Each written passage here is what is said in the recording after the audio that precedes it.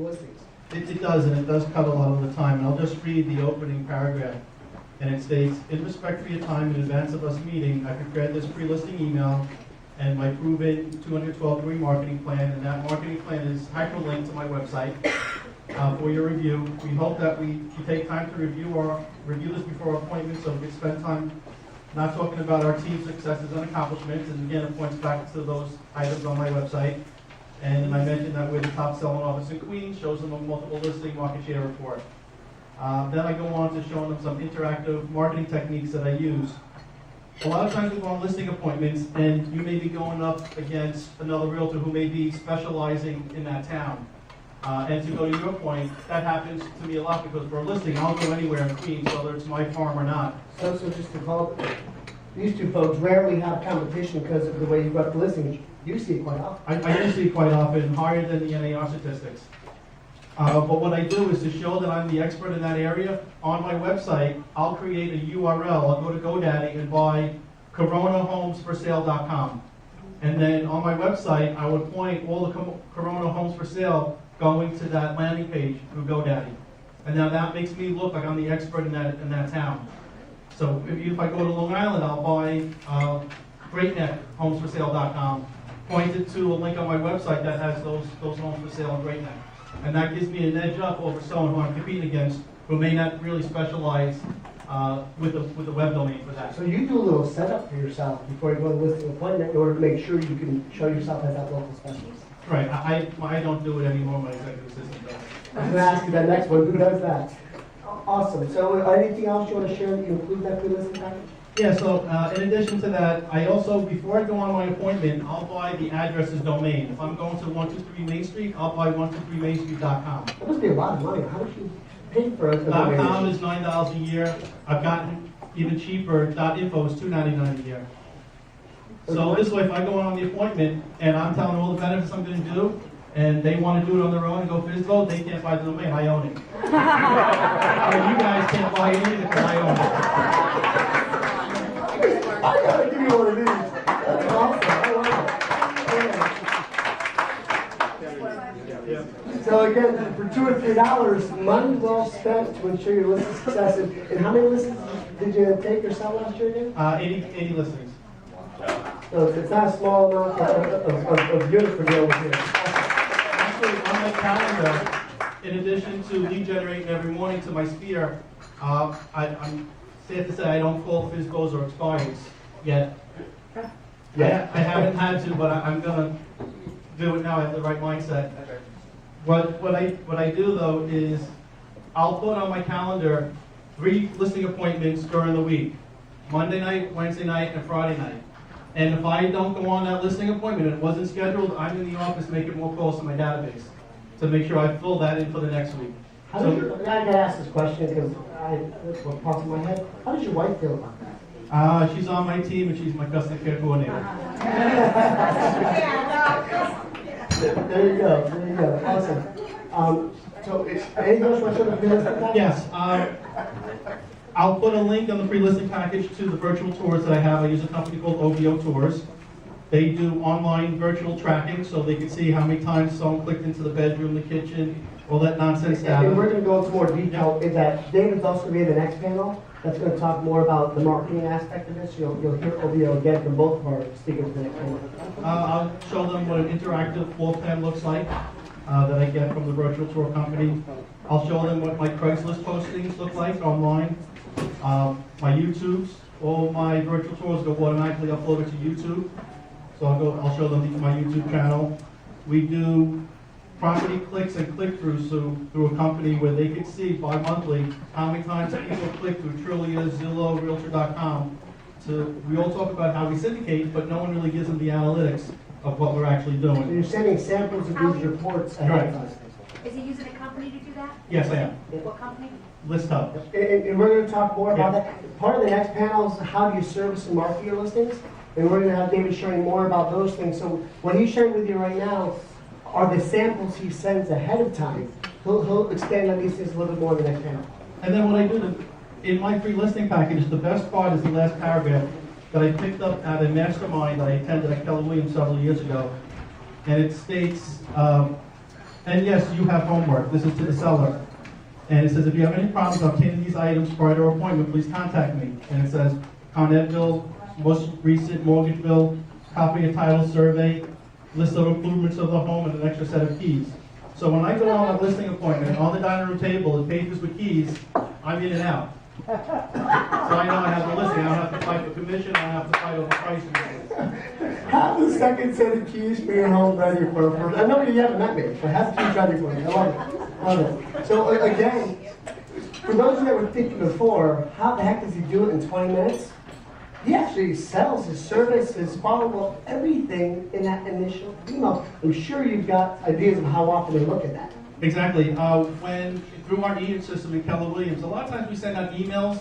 We don't know if they opened it. We don't know if they clicked on the link. Through our system, we're able to see when and what day they clicked on the link and opened the email. If they actually click on the hyperlink to go somewhere else to look at the marketing. So I know not only do they look at my marketing, they actually click on the links and see what it looks like.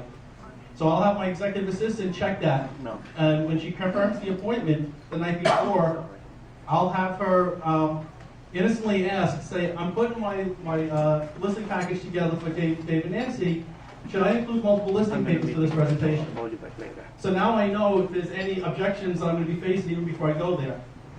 And they'll say, yes, of course, have it ready. We want to make sure, we hire you. So again, ask it, close before you even visit. Right, exactly. Awesome. Let me start with you. What's going to happen if you're not there by that date? Outside of those 4 questions that key in on motivation and urgency, what would you say are the top 2 or 3 questions you like to ask yourself? Sure. The first question I always ask is, what's the most important thing you want to happen with the sale? Is it price? Is it timing? Is it terms? Do they want to be hassle-free? Did they get burned before from another realtor? So knowing what their expectations are, I'm able to meet them and usually exceed them. Nice. The other question is who and how you want to be notified for appointments. Do you want it by text? Do you want it by email? And I leverage that out to another company, which I'll talk in the next panel. Get ready to take notes on that next panel because he's got some great things he does to leverage the appointment scheduling and follow-up. And then my wife is the custom care coordinator, so she's the one who actually speaks to these sellers weekly. But we ask how do they want to be communicated and when. Do they want to know feedback after each appointment, which I've leveraged that out to? Or do they just want to say, hey, nothing happened this week, we're just going to keep you in mind? Or do we get some dominant driver to say, only call me when I have an offer? So we'll communicate to them when they want it and how they want it. And that's awesome. I mean, it's one thing knowing urgency, but setting up the expectation for communication early on is where we fall as realtors. As a real estate broker for the last 13 years, I can't tell you how many complaints I've had from sellers saying, I've never heard from my realtor. Yeah. On the other hand, I never once had a complaint that said, I hear from my realtor too often. Never. So the fact that he's setting up that expectation early on is clutch. That's awesome. Big difference. What I do is add the analytics to the syndication. We all say we put it on Trillia, Zillow, Realtor.com, Homes.com.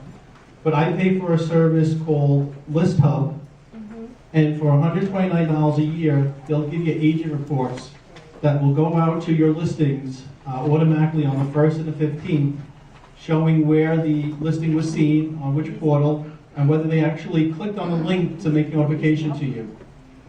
This is a great tool because it goes out automatically and it promotes a conversation with the seller saying, I've seen I had 500 people online view it this week, but only 2 people clicked through. Do you think it's the price? Well, you're showing them the data associated with it. It's not you're trying to sell them on something, but you're sending them this report that says one big number, one little number. At the end of the day, if they click on the listing and don't go deeper, it's because they don't see value in the photos and the price. And that's also a marketing technique to me to change in that first photo, whether it's the outside with the snow and now it's a spring, or maybe it's the pool that's covered that we want to show the pool uncovered. So we would definitely update the photos. So as we're talking about for a second, leads on listings, do you get many buyer leads on the listings you take?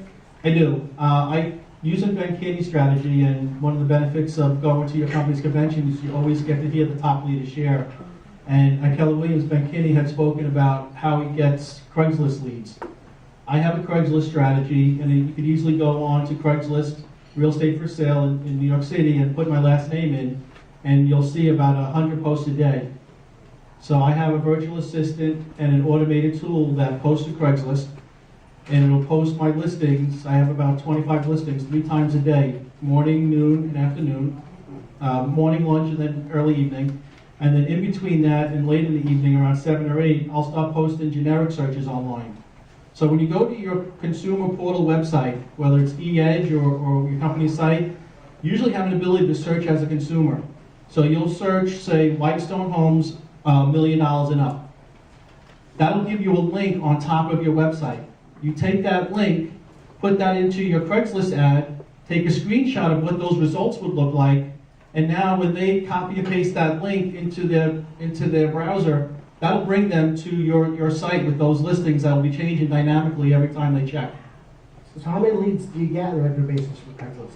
About 300 a month. That actually give us email, phone, or name.